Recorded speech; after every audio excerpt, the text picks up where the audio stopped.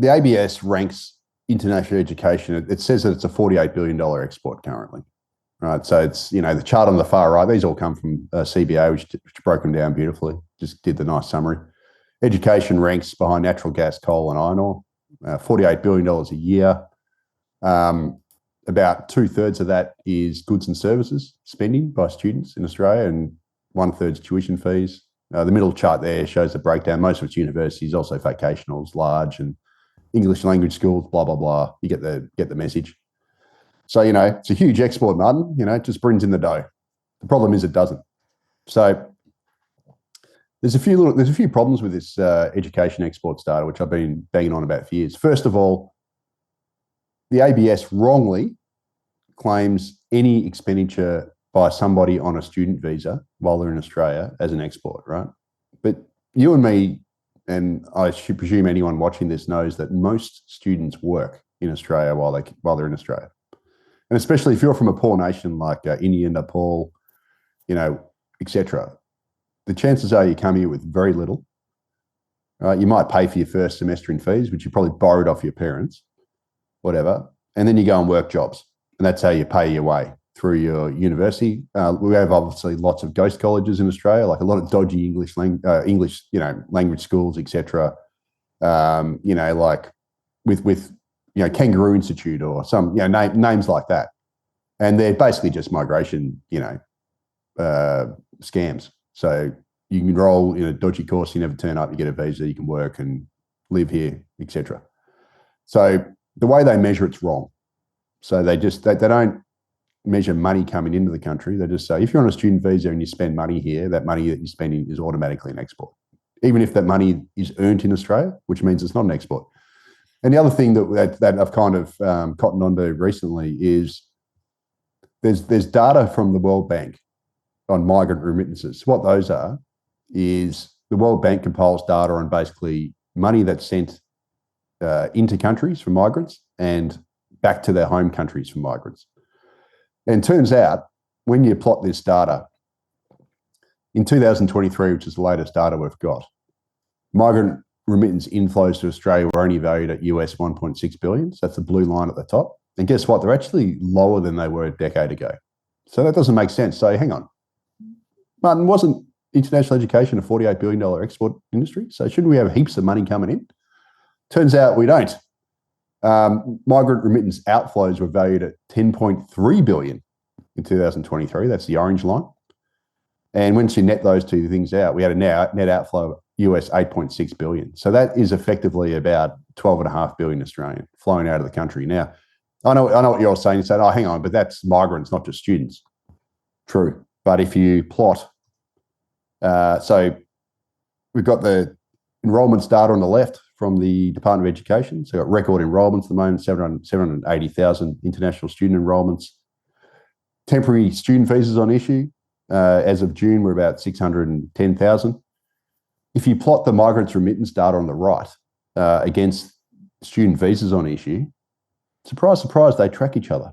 So the outflows, when student numbers go up, the outflows go up. Now, obviously, the axes aren't perfectly aligned because the World Bank probably does it on a lag by 12 months or something, but the correlation is definitely there, right? So here's my question. If the number of student visa holders in Australia has roughly doubled over the past 12 years, that's the chart in the centre, and if education was a true export, shouldn't Australia have seen a massive inflow of migrant remittances, not a massive outflow? Doesn't this suggest that maybe, just maybe, Martin, migrant remittances, international students might actually be an import because they actually send more money home than they send in? That's, hey, follow the money. And here's another thing, another angle which I've come up with, which I'm going to write about in the next few days. It was actually from a reader of Macro Business made the comment. I thought, I'm going to look into this.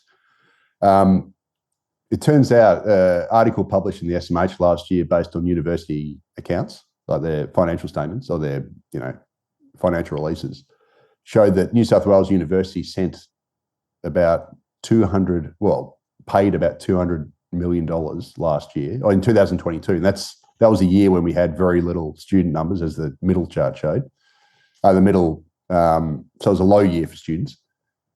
New South Wales University spent about $200 million, thereabouts, on commissions to education agents. Now, where do you think most of those educations are located? Probably in India or Nepal. So isn't that an import? If they're paying commissions to education agents overseas, isn't that an import? So why isn't the ABS counting that? So to put a bow on this and just to, the spicy bit of this, the ABS saw some of my articles I've written in the last week where I've been going really hard on this because obviously the Albanese government, there's this whole spectre of them doing a 40% enrolment cap on international students, which is absurdly high. So I've been hammering, and they've been using the industry's been using the $48 billion export value as a reason why we can't have a cap. So I've been obviously running hard against the export number, saying it's fraudulent. Basically, it's wrong. And the ABS today emailed me about 2 hours before I was on this show, saying that basically their excuse for the dodgy number was, this is how all other countries measure it. Therefore, dog ate my homework. And the other thing so I just said, great, okay, well, here's the remittance data. Explain it to me. Explain how it's an export when we're sending, about $12 billion Australian out of the country every year, and the outflow of those remittances net matches the student visa numbers. Like, why aren't remittances positive if it's a $48 billion export industry? So I've sent them that, and I've said your response is on the record, and I've also raised a whole bunch of other things. So we'll watch this space. We'll see what they say, and if they don't, I suspect they either won't respond or they'll respond with the most, PR, sit on the fence, non-committal answer you'll get. But whatever happens, that answer is going to be made public, and I'm going to try and get on Sky News, Radio 2GB. I'm going to send it to politicians, like anyone who will basically air this. I want to blow this fraud $48 billion export figure up, because it is farcical that this is allowed to be reported the way it is. It's farcical that the education industry and politicians can latch onto this number like it's a real thing. And it's farcical that this can be used as a crutch to have a situation whereby roughly 1 in 30 people in Australia currently is on either a student visa or a graduate visa. Like, those are obscene numbers.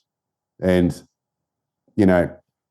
just last week, we saw The Guardian, of all places, release 2 reports. I've got one here, basically saying that this is the tweet from Tarek Brooker on the left, saying that basically Australia's universities have been handing out prestigious degrees to students who cannot speak functioning English or basic English and who do not understand the coursework, and that a whole bunch of academics were interviewed who said they are not allowed to fail international students because they're too valuable to the universities. So this is what our education system is degraded into. The Guardian also released another article, which I haven't done an extract of here, which said that basically cheating amongst international students is rife. And then the ABC radio did a segment last week whereby it interviewed a Melbourne Uni economics first year student. So that's the same university I went to. I did commerce, major in economics, so it would have been the same course. He did Economics 101. He was in a tutorial whereby the tutorial was held in Mandarin, and he was the only Caucasian in that class. So this is what Australia's education industry has devolved into. Right? We have the highest concentration of international students in the world. Sydney Uni is close to half international students. Melbourne Uni is about 45%, RMIT. They're all ridiculous numbers, higher than anywhere else in the world. And just to put that into perspective, the University of Illinois, I think it is the most international university in America, and that only has a 28% share of international students. So we are the most extreme numbers of international students, and this is what it's doing into education quality. We've got degrees being handed to people who can't speak English. We've got local students being forced into group assignments with these people who can't speak English to carry them through, which obviously wrecks their education. We have rampant cheating. We also have tutorials being held in Mandarin in an Australian university. So imagine can you imagine being a young Australian who works your butt off at school to get into university, you end up paying high hex as well, And then once you go to university, you then find that your tutorials have been held in Mandarin and you're the only bloke in there who speaks English. Like this is the situation we've got here. Like, come on. Who thinks this is a good idea? And then you have the politicians and the industry trying to claim that it's a $48 billion export, therefore we can't touch it because it's so valuable. This is Australia 101 here, like why this country is broken at the moment. This sort of policy, this sort of gaslighting, these sorts of lies. And, quite frankly, mate, I've had a gutful of it. And it's time to, going to rip the Band-Aid off this one. And I can't wait for the ABS to respond because I think I've got them dead to rights on this remittance stuff. So watch this space. Very interesting. And a couple of observations.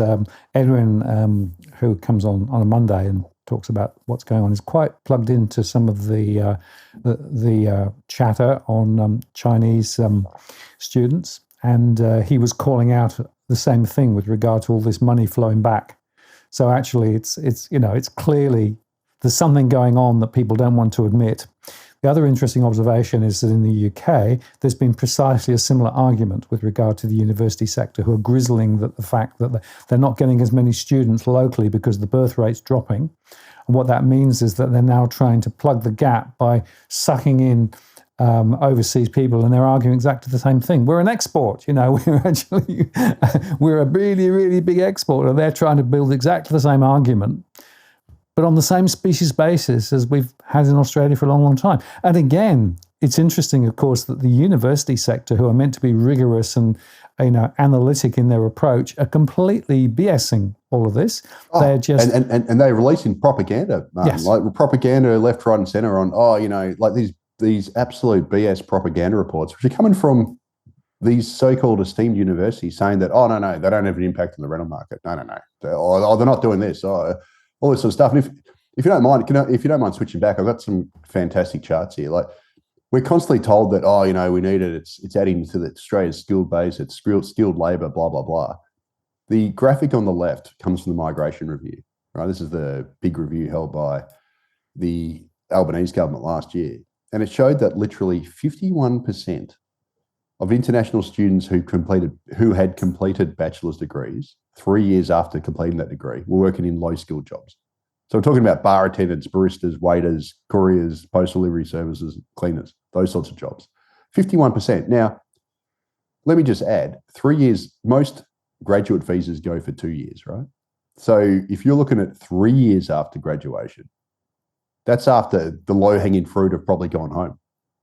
So this is the cream of the crop, more than likely, right? So I'm sure if the Migration Review had done 2 years after graduation, it'd be probably more like 75% working low-skilled jobs. So that's more than half, just over half, are working in low-skilled jobs. This is really adding to Australia's skilled base.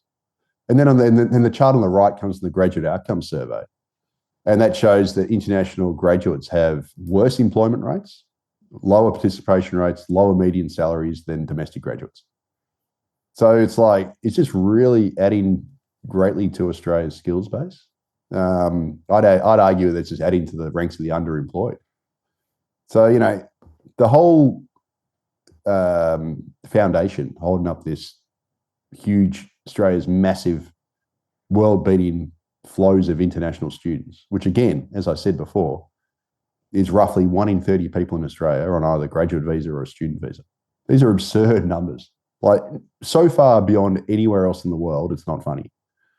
And yet, when the Albanese government, flags a 40% cap in enrolments, which is so ridiculously high, it'll still keep us as the highest in the world by far. The industry, squeals like a stuck pig. And then, the latest is Jason Clare, the education minister, on the weekend was saying, no. Oh, no. He started walking back the 40% cap. So we can't even get that. And the reason why a 40% cap would be good, even though it's still way too high, is at least it would get rid of the ghost colleges who are cater purely to international students who exist only to basically as a migration scam.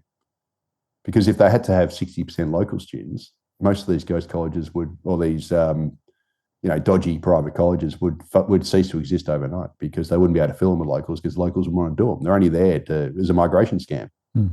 So, but even that, we can't do it. We're not allowed, as soon as this 40% cap was muted last week, or, a whiff of it came out, you had, the head of the internet, the head of Universities Australia and all the other rent seekers went straight to Canberra and just did a week-long full court press on the government, pulled out all this spin, and then backed up by their, by economists like Richard Holden and Peter Tulip and all these guys who then spouted the same rubbish. And suddenly, voila, by the weekend, 5 days investment of lobbying, the Labor's now walking back their 40% cap, which really any logical person would say probably should be under 20%. Like, do you really want 4 out of 6 students at a university to be foreign? Like, I don't think so. Like, how is that balanced? And that means that in some courses it's probably going to be more like 80%, if in business studies and some of these other ones they do. Like, surely that's sort of gone beyond a reasonable number. We should be aiming for quality over quantity. Exactly. Well, it's interesting because my late wife was actually a university professor, and she worked in various universities for a good number of years, but she kept telling me about the fact that the quality of the courses were being reduced and reduced.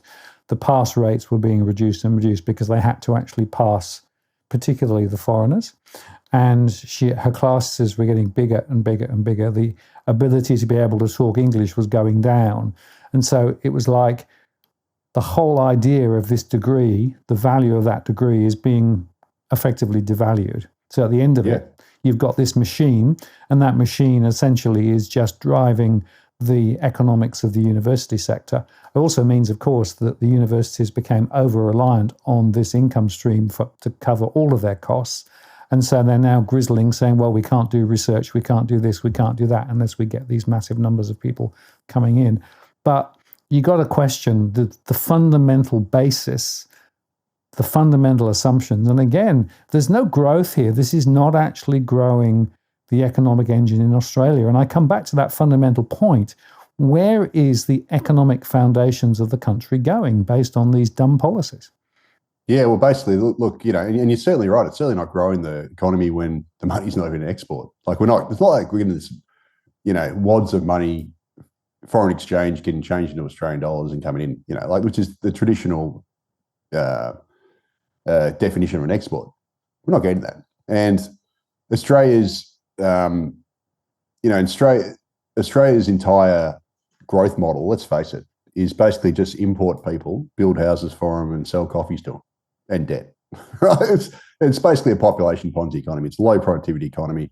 It's not, it's just about numbers now, and it's been like that for a long time. And sadly, Australia's not the only one. Like we're Canada's doing the same approach. New Zealand, UK to a much lesser degree, if you look at the percentage terms. Although you've got the same similar problems over there. It really has become the dumb growth model has taken over the Anglosphere, really. And just one other point I didn't mention about another reason why the export figure's a joke is that international students, so people on student visas, are the only class of visa who, outside of tourists, etc., who are considered an export for the duration of their visa. So, for example, you can be in a 5th year of a student visa, right? You could have been living in Australia for 5 years. You could be driving Ubers. And when you fill up your car with petrol, that filling up your car with petrol is counted as an export, even though you're earning money driving Uber, right? So, whereas if you're on a skilled visa, when you fill up your car with petrol, it's not an export. You're considered part of the domestic economy.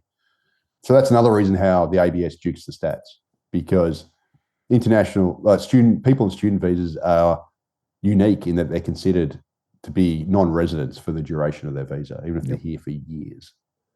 And that's unlike every other visa class, pretty much. So it's another reason how the ABS dukes the stats here. And that's another question I put to them. Like, how can you justify that? So we'll see what their answers are. It's going to be very interesting. But to your broader point, I think the reason why we're seeing such a pushback against cutting immigration, cutting student numbers, etc., is that our politicians and our business lobbies and all the hangers-on who rely on this stuff have no other answers. They don't know how to create a more productive economy. So they just want to keep growing the economy, growing their profits, etc., just through sheer numbers of just adding more meat, more meat to the grinder. And obviously, our individual living standards have been falling for years, but they're going to keep falling under that policy. But they don't care about that. They only care about the aggregate pie because they can get an outsized slice of the pie. They can privatise the gains, while the costs are basically socialised on the rest of us. And that's effectively, I think, the underlying policy approach of Australia, unfortunately.